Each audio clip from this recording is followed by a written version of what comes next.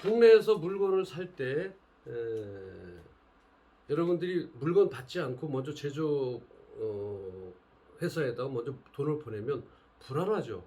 뭐가 왜 불안할까요? 물건이 언제 올지 모르고 언제 도착할지 모르잖아요. 또 설령 물건이 도착을 안 해서 문의할 때에도 그 제조 회사를 찾아가야 된다든지 여러 가지 불편한 점이 많습니다. 그래서 이건 이제 수출상의 입장으로 봤을 때는 위험 부담이 전혀 없다라고 하는 거예요. 사전 송금 방식. 이걸 TT라고 얘기했습니다.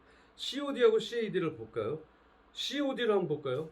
수출 대금 영수와 상품 영수가 불확실하다는 거예요. COD가요. 캐시 온 델리버리라고 얘기했죠. 자, 수출상의 입장은 COD는 자, 여기 설명 왜 이렇게 될까요? 자, COD 다시 한번 설명해 드릴게요. 여기 수출국이에요. 여기 수입국입니다. COD예요. 수출국의 지사나 법인이 어디가 있어요? 수입국에 있어요. 물건을 어떻게 보내요? 이쪽으로 보냅니다. 이렇게 여기에다 보내는 거예요.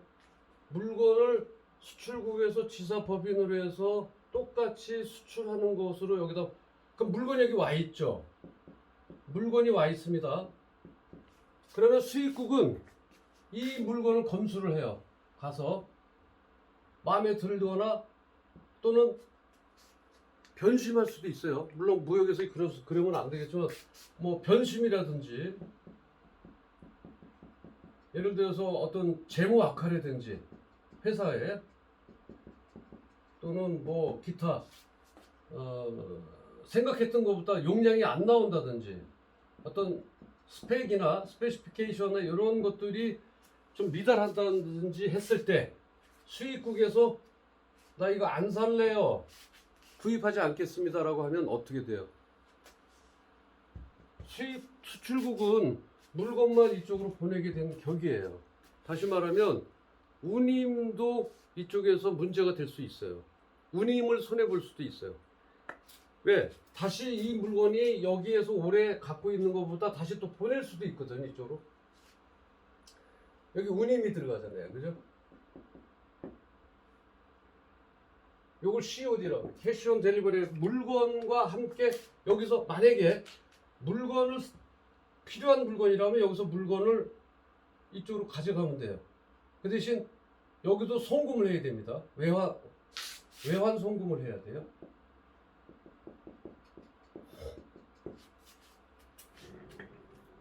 요거 COD예요.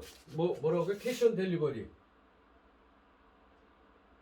물품하고 동시에 바꾼다 그래서 캐시 온 델리버리예요.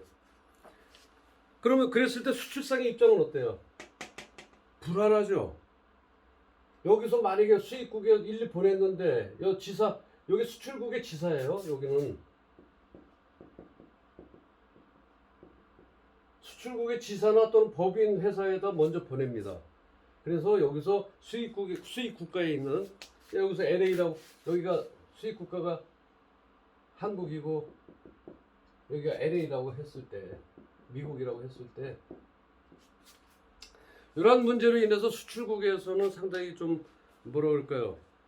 불확실한 상태가 되겠죠. 그 다음에 그 옆에 수입상의 입장은 어때요? 안전하죠. 왜냐면 물건을 보고 여기서 확인한 후에 어떤 뭐 용량이라든지 스페시피케이션이라든지 기능이라든지 용도를 정확하게 파악을 한 후에 오케이를 해서 다시 외환 송금을 통해서 결제하면 되기 때문에 수입국에서는 상당히 안전한 그런 시스템이다 이렇게 봐야 되겠죠. 자, 반면에 CAD는 어때요? CAD는 대금 영수가 미보장이 돼요. 수출국에서는. 왜 그럴까요? 보세요.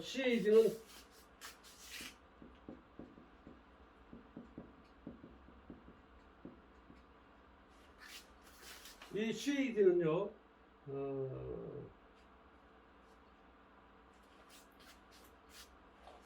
자, 여기 수출국이 있어요. 여기 수입국이 있고.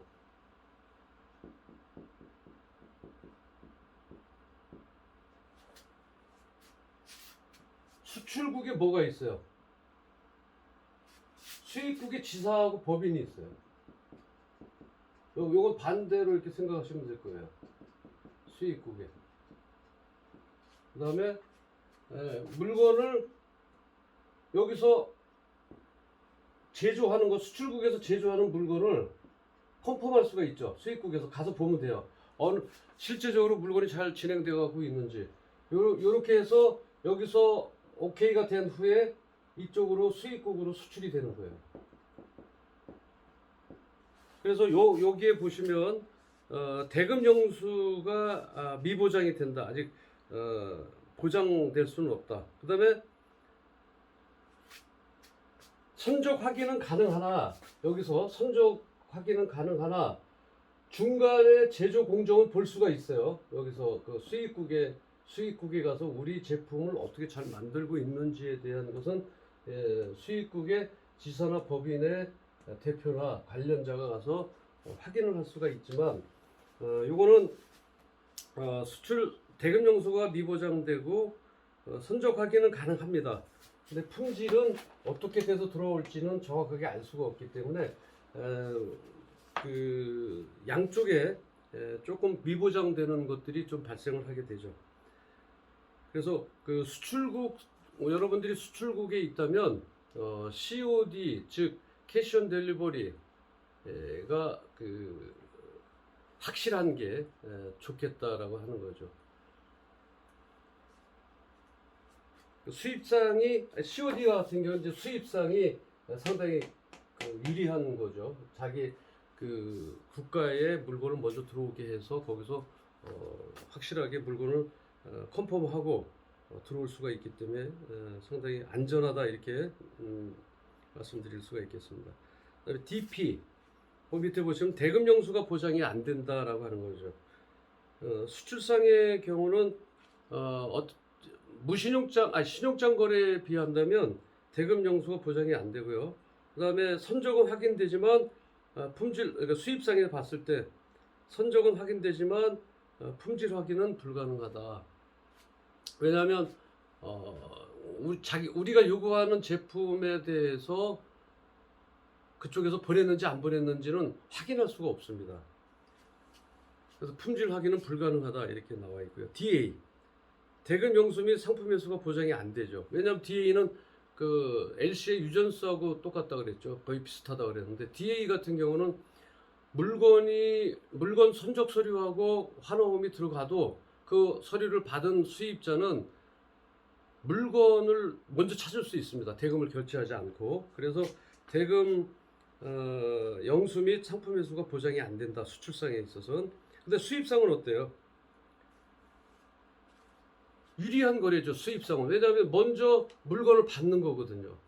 먼저 물건을 받고 수출상이 요구하는 환호음상의 지시 기일까지 돈을 어음 결제를 하면 되거든요. 그래서 그렇게 된다면 유리한 거래, 수입상의 입장에서 봤을 땐 유리한 거래이지만 만기일에 지급을 안 하면 거래은행의 신용을 잃을 수 있다. 그래서 이제 그러한 어떤 방법론에 있어서 좀 다른 점이 있고요. LC, 그 맨 마지막에 보시면 LC가 있어요. LC는 대금 영수가 어때요? 확실하죠. 왜냐면 지급 확약이기 때문에 누가 개런티를 하죠. 신용장이 오픈이 되면, 신용장이 개설이 되면 어떤 그 개설은행에서 S사이트 즉 지급 확약을 약속하거든요. 저 상대국에, 즉 수출상에게, 매입은행에게 그 지급 확약을 하기 때문에 대금 영수가 확실하다. 수입상의 입장에는 화물의 인도를 보장받는다. 왜냐하면 화물을 비엘이 없으면 지급을 안 해주기 때문에 반드시 비엘을 가지고 간다는 거죠. 그래서 그 화물의 인도를 보장받는다. 조금 여러분들이 좀 처음에 이게 좀 정립이 안 될 수도 있습니다. 그냥 이렇다라고 하는 걸로 아시고 그러나 개별적으로 COD나 CAD, DP, DA, LC에 대해서는 여러분들이 그 의미는 알고 있어야 됩니다. 반드시 서로의 비교를 해서 종합적인 그 어떤 방법에 대한 것은 알 수 없을지라도 그 5가지의 내용에 대해서 각 기별에 대해서는 COD다, CAD다, 그다음에 DADP, LC다. 요거는 여러분들이 그 하나하나 개념에 대해서는 알고 계셔야 돼요. 그래서 결제 방식별로 한번 비교를 해볼게요. 표 10-4에 보면요. 결제의 근거라고 하는 게 있고요. 신용장에는 매매계약서. 매매계약서는 어때요? 제일 처음에 무역을 시작할 때, 수출입을 시작할 때 매매계약서를 체결한다 그랬어요. 그죠? 매매계약서. 그래서 매매계약서를 체결하고 그리고 나서 이제 그 LC 신용장을 개설한다고 얘기를 했습니다. 그러니까 여러분들이 그 매매계약서라고 하는 것은 제일 먼저 처음에 나타난다. 송금할이나 DADP나 마찬가지다. 그 다음에 결제시 제공서류. 환어음이 있다고 그랬죠. 한번 보세요. 신용장에 보면 선적서류가 제공이 됩니다. 여러분들 교재 보시면 환어음을 발행을 하고 선적서류를 같이 제공을 해야 뭐가 나와요? 수출국가는. 그래야 결제금이 매입은행에서 지급을 하죠. 그 다음에 DADP는 어때요? 마찬가지예요. DADP도 뭐가 필요해요? 환어음이 필요하죠. DA 같은 경우는 30일짜리 환어음 어음 지급기일이 30일이면 수입국가는 어때요? 물건 바꿔서 30일 있다가 그걸 결제하면 되니까 거기에도 반드시 뭐가 필요하다? 환어음이 발행을 해야 된다. 그 다음에 선적서류 반드시 있어야죠. 물건을 실었다는 보장을 보여주기 때문에. 근데 송금할은 어때요? 송금할? 송금할은 선적서류 제공하면 되죠. 뭐 다른 거 필요 없죠. 뭐 환어음이 없으니까 그냥 송금해버리니까 환어음 같은 거 필요가 없죠. 그 다음에 대금 지급 보증. 대금 지급 보증을 보시면 우리가 이제 지급 보증은 누가 해요? 대금을 지급 보증. 수입 국가에서 누가 하죠? 신용장 개설은행이 뭘 해요? 지급을 보증하는 거예요. 대금 지급 보증. 그러니까 신용장이 좋은 거죠. 예를 들어서 그 수입 회사가 나중에 가서 회사가 없어지거나 뭐 폐업을 하거나 할 때에도 지급 보증은 누가 돼야 돼요? 수입 신용장 개설을 한 후부터는 수입상의 개설은행에서 지급 보증을 합니다. 그래서 수출국가로 가서 수출국가의 회사의 LC 개설이 그 정도로 중요하다는 거예요. 여러분들이 LC를 받으면 일단 지급 보증은 받은 거로 이렇게 생각하시면 될 것 같아요. 그 다음에 DADP. DADP의 그 대금 지급 보증은 없죠. 왜 없어요? DADP는 추심이라고 그랬어요. 추심은 뭐라고 그랬어요? 은행과 은행끼리의 그냥 심부름만 한다 그랬어요. 쉽게 제가 말씀을 드리면 A라는 사람한테 저 B라는 사람이 돈 좀 받아와 줄래? 했는데 B라는 사람이 돈이 없어요. 그러면 A라는 사람에게 나 돈 없어요. 그러면 A라는 사람은 어때요? 나한테 제 돈 없대요 라고 하는 것 뿐이에요. 아주 쉽게 이해를 돕기 위해서 그렇게 비교를 했는데 물론 정확하게 제 의미가 똑같지는 않습니다만은 여기에 대해서는 지급 보증을 할 사람이 없어요. 돈 받으러 중간에 있는 사람이 지급 보증을 하나요? 안 하죠. 지금 그래서 우리가 말씀드렸을 때 추심회사라는 게 있어요. 무슨 정보회사, 뭐 신용정보회사 같은 데에서 여러분들의 돈을 받아들입니다라고 하지만 그분들이 돈을 지급 보증을 하나요? 우리한테 안 하죠. 그 돈을 받으면 거기에 몇 %의 돈을 수수료를 띄고 주겠습니다라고는 되어 있지만 저기서 돈을 못 받으면 나한테도 돈을 안 주는 거예요. 이게 DADP하고 같은 거예요. 그래서 신용장 개설은행처럼 대금 지급 보증은 하지 않는다. 이렇게 여러분들이 이해하시면 될 것 같고요. 그 다음에 송금할은 어때요? 송금할은 이미 돈을 내가 보내야 되는 거기 때문에 일단 내 개인이 은행에다 돈을 보내면 은행에서는 반드시 그쪽에도 돈을 줘야 된다는 거예요. 그래서 송금할은 대금 지급 보증을 은행과 개인이 한다. 근데 대금 결제 시기. 대금 결제 시기는 에사이트 일람불, 이레보케이블이라고 그랬어요. 이레보케이블 영어로는 일람불 신용장 개설에서 일람불은 반드시 이레보케이블을 해야 돼요. 그러니까 한 번에 다 줘야 돼요. 기한분은 어때요? 기한분은 유전스라고 그래서 어떤 기한을 둔다 그랬어요. 그래서 LC 신용장에는 에사이트 이레보케이블이 있고 그다음에 기한분은 어느 정도 시간을 둬서 유전스 한다. 유전스라는 말은 사전적 의미로 어음의 기간이에요. 어음을 발행하는 기간, 그 기간을 그래서 우리가 유전스라고 얘기를 한다. 이렇게 하시면 되고요. 그래서 신용장의 대금 결제 시기는 애사이트 물건 서류와 함께 애사이트 하는 경우가 있고 서류를 받고도 돈을 결제하지 않는 기한부가 있습니다. 그래서 이렇게 두 가지를 보시면 되고요. 그 다음에 대금 결제 시기에 DADP가 있죠. 대금 결제 시기에 이것도 마찬가지네. DP는 뭐예요? DP는 일람불이에요. 왜요? 은행에서 지급 확약은 안 하지만 서류, 다시 말해 BL과 선적 서류가 들어가면 수입상은 그 서류를 받음과 동시에 그 대금 결제를 해야 됩니다. 그런데 DA는 어때요? acceptance예요. 그냥 서류 그 기한부에 대한 어음과 BL 서류만 받은 다음에 그 날짜가 해당하는 날짜까지 수입상은 조금 딜레이를 할 수 있어요. 물론 물건을 찾아서 물건을 판매하고 30일 후에 또는 60일 후에 90일 후에 기한부가 되어 있으면 그 수출상에서 억셉턴스한 그 기한 내일까지만 돈을 송금하면 되는 것입니다. 그래서 이것도 마찬가지로 그 대금 결제 시기는 신용장이나 DPDA는 일람불과 기한부가 있다. 기한부는 acceptance, 다시 말하면 DA이고 그다음에 payment, document, payment는 일람불이다. 이렇게 하시면 될 것 같아요. 송금하는 어때요?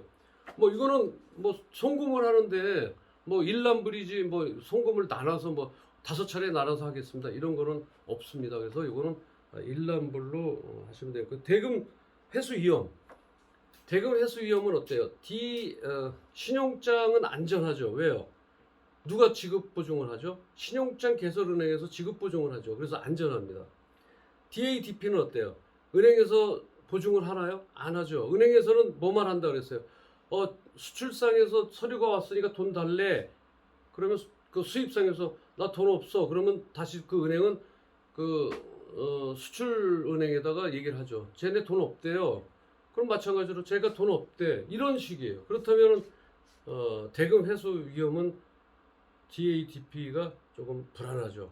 그래서 여러분들은 DADP 수출상이라면 DADP는 조금 좀 여러 가지 좀 검토하고 신용과 크레딧 즉 그 신용이 어느 정도 된 후에 이렇게 나가시면 될 것 같습니다.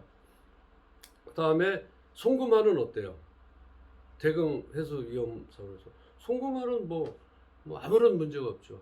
수출상한테는 뭐 도저히 뭐 어떤 문제조차도 없습니다. 먼저 돈을 받으니까요. 그래서 안전하다 이렇게 보시면 될 것 같고요. 대금 자금 회전은 어때요? 여러분 6번에 보면 자금 회전 신용장은 용이하죠. 용이하죠. 왜 용이해요? 일단 신용장이 개설이 되면은 수출 국가는 뭘 또 내가 원자재를 살 수 없으면 뭘 또 발행할 수 있다고 그랬어요. 마스터 LC를 받으면 뭘 한다고 그랬어요? 내국 신용장, 로컬 LC를 개설할 수 있어요. 개설 의뢰인이 되는 거죠. 그래서 그 돈을 지급하지 않아도 원료 제공업자들에게 원료를 공급받거나 또는 재료를 공급받을 수가 있다고 그랬어요. 그래서 자금 회전이 용이하다.